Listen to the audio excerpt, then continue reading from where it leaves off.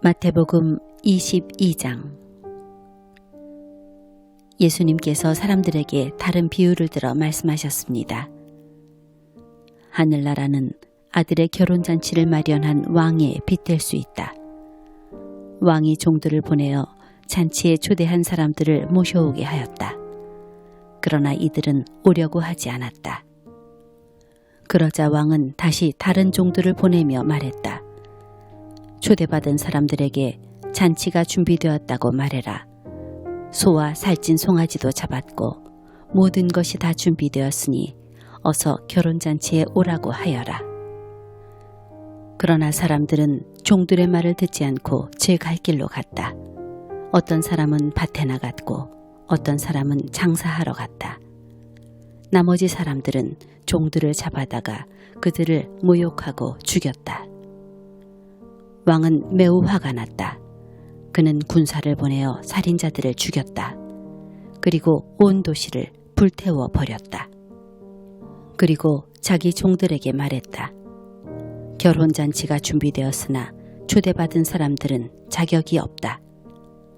너희는 큰 길에 가서 너희가 만나는 사람마다 결혼잔치에 초대하여라. 종들은 거리에 나가 만나는 사람들이 좋은 사람이건 나쁜 사람이건 가리지 않고 불러들였다. 그래서 결혼잔치 마당은 잔치 손님들로 가득 찼다. 왕이 그들을 보러 들어왔다가 결혼잔치 예복을 입지 않은 사람을 보았다. 그 사람에게 왕이 말했다. 친구여, 결혼잔치 예복을 입지 않고 어떻게 여기에 들어왔는가? 그 사람은 아무 말도 하지 못했다. 왕이 종들에게 말했다. 이 사람의 손과 발을 묶어서 바깥 어두운 곳에 던져버려라. 그곳에서 슬피 울고 고통스럽게 이를 갈 것이다. 초대받은 사람은 많으나 선택된 사람은 적다. 그때 바리새파 사람들이 가서 예수님의 말씀을 트집잡아 예수님을 함정에 빠뜨리려고 공모했습니다. 그들은 자기들의 제자를 헤롯 당원들과 함께 예수님께 보냈습니다. 이들이 말했습니다. 선생님, 우리는 선생님이 진실한 분이며 하나님의 길을 올바르게 가르치시며 사람의 얼굴을 보지 않으시므로 아무에게도 치우치지 않으신다고 생각합니다. 선생님이 생각하시는 것을 우리에게 말씀해 주십시오. 가이사에게 세금을 바치는 것이 옳습니까? 옳지 않습니까? 예수님께서는 이 사람들의 악한 생각을 아셨습니다. 그래서 말씀하셨습니다. 너희 위선자들아, 왜 나를 시험하느냐? 세금으로 내는 돈을 내게 보여라. 사람들이 은돈 1데나리온을 예수님께 보여드렸습니다. 예수님께서 물으셨습니다.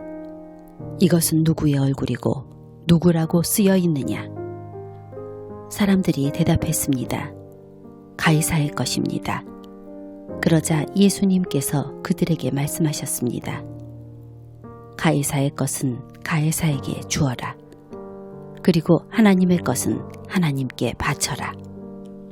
사람들이 예수님의 말씀을 듣고 놀랐습니다. 그리고 예수님께로부터 떠나갔습니다.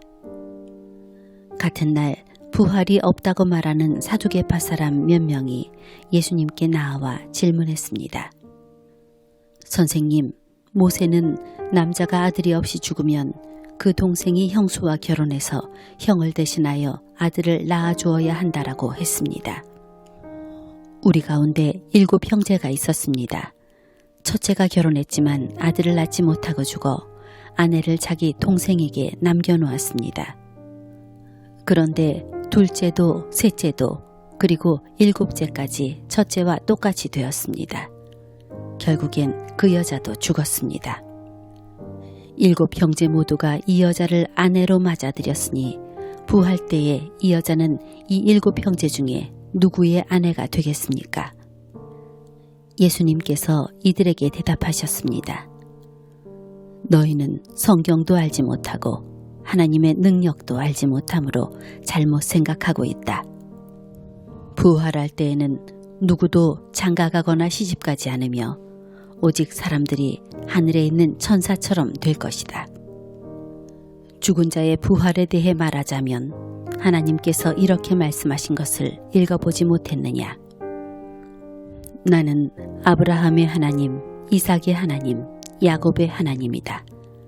하나님은 살아있는 사람들의 하나님이시지 죽은 사람들의 하나님이 아니시다. 사람들이 이 말씀을 듣고 예수님의 가르침에 놀랐습니다. 예수님께서 사두개파 사람들의 말문을 막으셨다는 소식을 바리새파 사람들이 듣고 함께 모였습니다. 그 가운데 율법의 전문가 한 사람이 예수님을 시험하려고 질문을 하였습니다. 선생님, 율법에서 어느 것이 가장 중요합니까? 예수님께서 그에게 대답하셨습니다. 내 모든 마음과 모든 목숨과 모든 정성을 다해서 내 하나님을 사랑하여라. 이것이 가장 중요하고 우선되는 계명이다. 두 번째 계명은 내 이웃을 내 자신처럼 사랑하여라인데 이것도 첫째 계명과 똑같이 중요하다. 모든 율법과 예언자들의 말씀이 이 두 계명에서 나온 것이다. 바리새파 사람들이 함께 모여 있을 때 예수님께서 그들에게 질문하셨습니다. 너희는 그리스도에 대해서 어떻게 생각하느냐? 그가 누구의 자손이냐? 바리새파 사람들이 대답했습니다. 다윗의 자손입니다. 그러자 예수님께서 그들에게 말씀하셨습니다. 그러면 다윗이 성령의 감동을 받아 어찌 그리스도를 주님이라고 불렀겠느냐? 그는 여호와께서 내 주님에게 말씀하셨습니다. 내가 내 원수를 내 발 아래 굴복시킬 때까지는 너는 내 오른쪽에 앉아 있어라 하고 말하였다. 다윗이 이처럼 그리스도를 주님이라고 불렀는데 어떻게 그리스도가 다윗의 자손이 되느냐? 아무도 예수님께 한마디도 대답하지 못했습니다. 그 이후로 아무도 예수님께 감히 질문을 하려고 하지 않았습니다.